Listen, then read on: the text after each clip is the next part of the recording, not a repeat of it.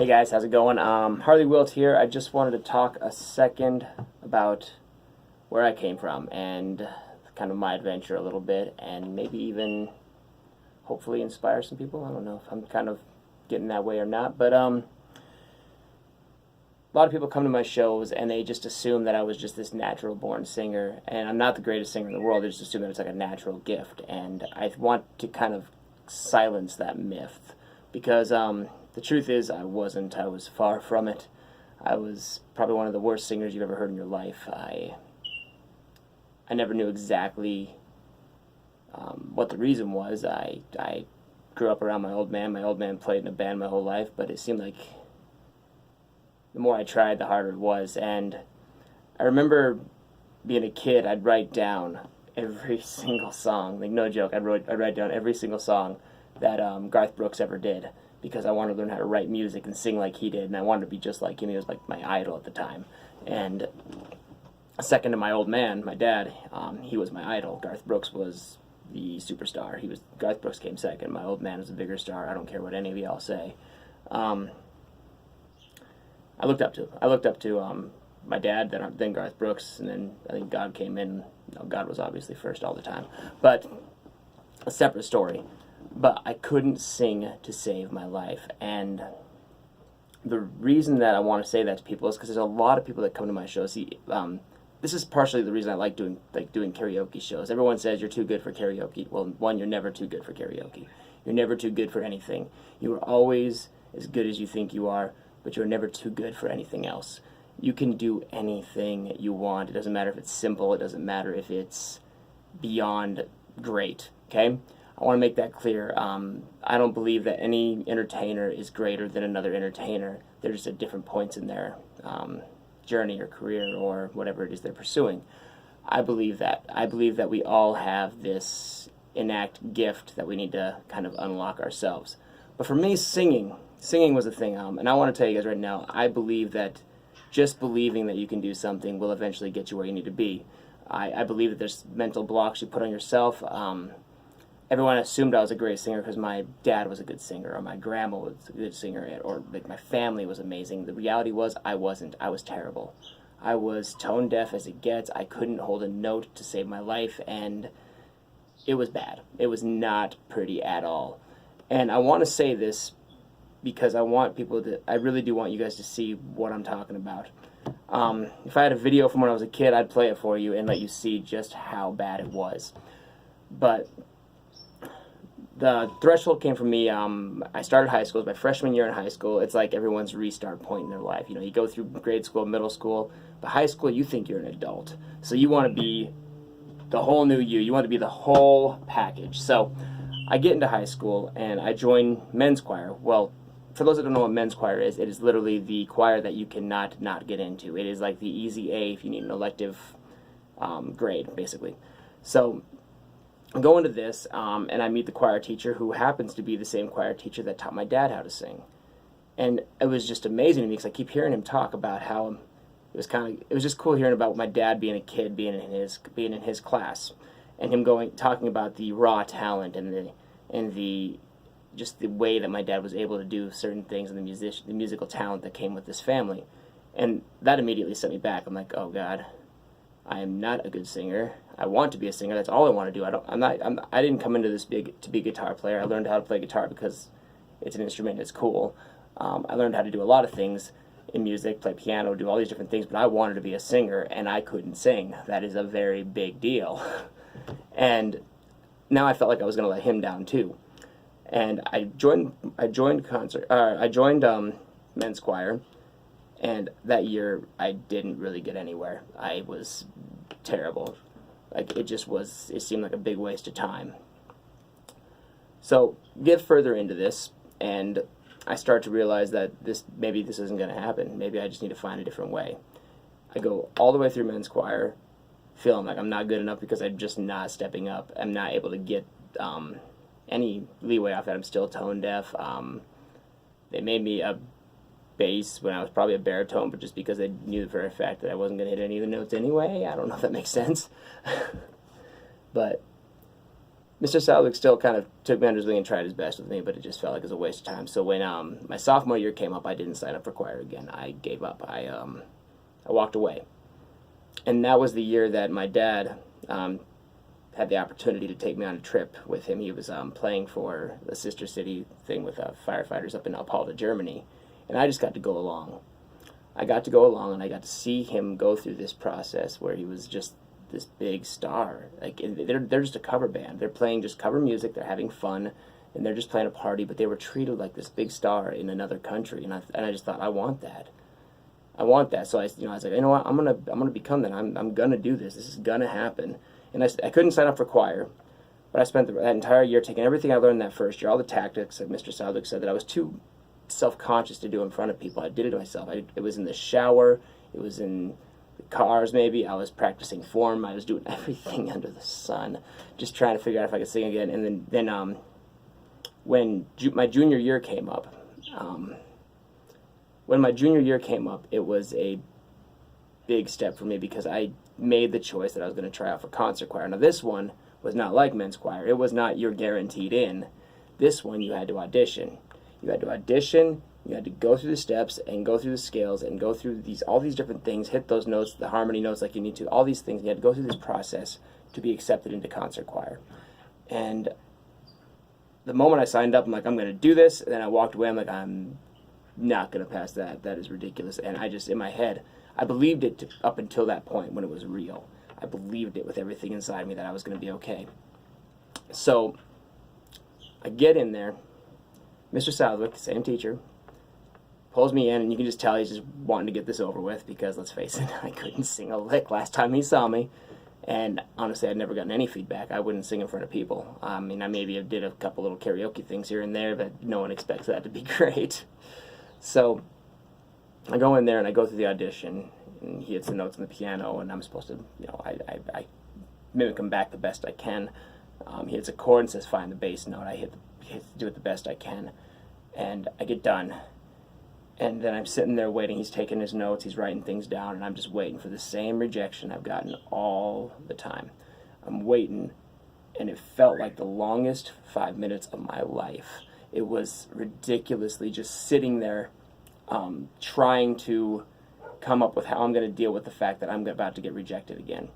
And this is my junior year in high school. I'm not a freshman who can play dumb. People that know me. I was kind of a loner, but people knew who I was. But I'm sitting there, and I'm waiting, and he walks up to me and shakes my hand and says, Harley? And I said, yeah. He goes, you've been singing this last year, haven't you? And I said, well, trying to. And he goes, well, I guess I'll see you on the first day of school. And I was in concert choir. I passed the audition.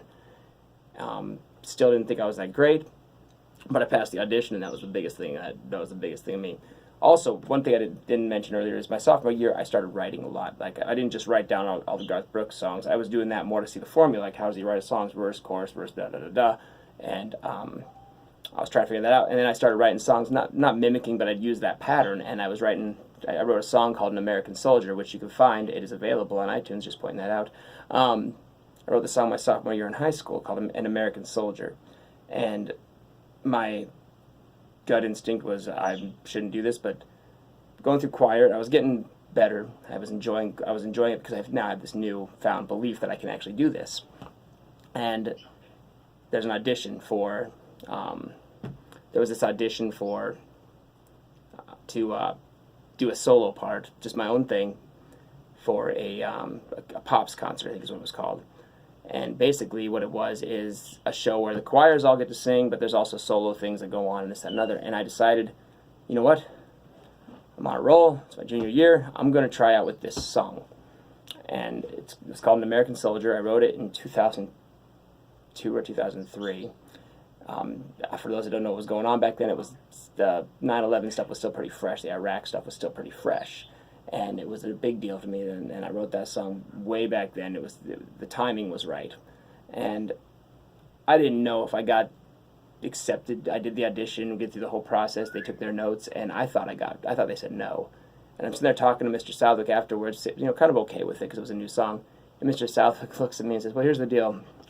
And he was kind of playing me a little bit, I think, and he says, while you're doing this song up here, I don't want you walking all over the stage. We're going to have to put a mic right here. I just want you to stand here with your guitar because I feel like you'd be more comfortable with that. Kind of a George Strait thing. And I just sat there like, what? And that was when I realized I get to do my own song, me, just by myself, no one else up there, just me and a guitar, for a huge audience. It scared the shit out of me. I'm not going to lie. It scared the shit out of me. And so I'm going through this, I'm practicing my own song, and I'm not the best guitar player in the world. I didn't want to be a guitar player. I just learned how to play guitar. But now I'm sitting here going, oh crap, I got to figure this out. So I do. I started going through it, and I fumble through it. The concert's a whole weekend. It's 3 nights in a row. And every night at the same time, I get to go out there and play my song. Well, the first night, I remember getting up there, and I got on stage. I'm shaking like you wouldn't believe. You had no idea. I've never done this before, and every time I've been on a stage, it's been with a group of people. This is just me. That is a lot of pressure.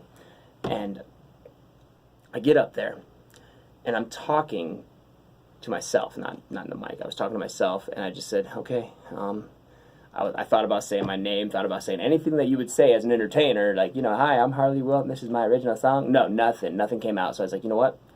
Strum the guitar, start playing the riff. And it's kind of similar to, I realize now that it's kind of similar to, the intro is kind of similar to Should Have Been a Cowboy, but it's by itself.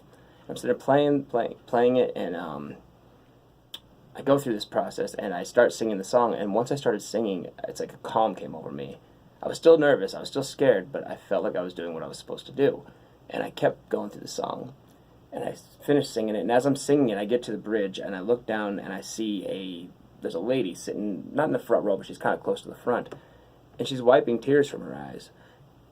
And I didn't understand, and I don't know what her thoughts were. I don't know if she had a grandson or something that was in Iraq at the time. I don't know. I have no idea what her story is.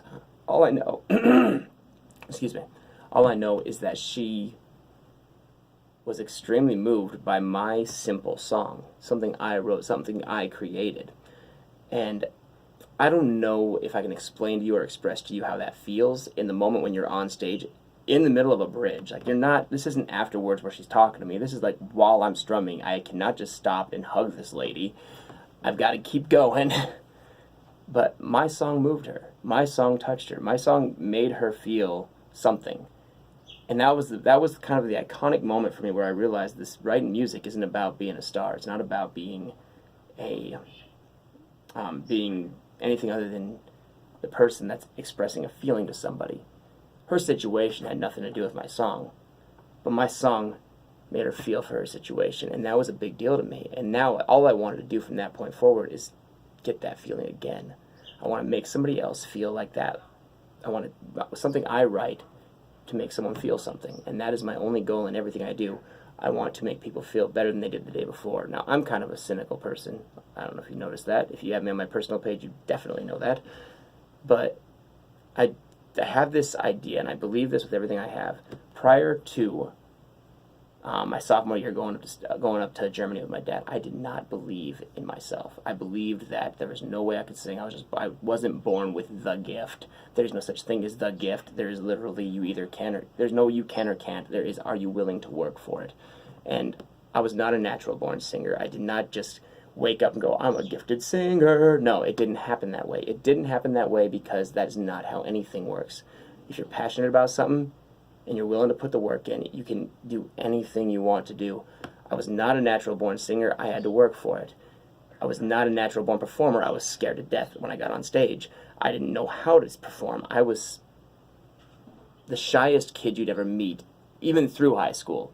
Even when I started doing this, I was the shyest kid on stage. I never knew what to say. People thought that I was kind of full of myself because I didn't know what to say to people. So when I got on stage, I just sang. I did what I was good at, and that was singing, and I'd worked so hard to be a singer that it felt like it was just as good as saying anything. I never knew what to say. I didn't know what to do. I just knew that I wanted to sing, and that's what I did.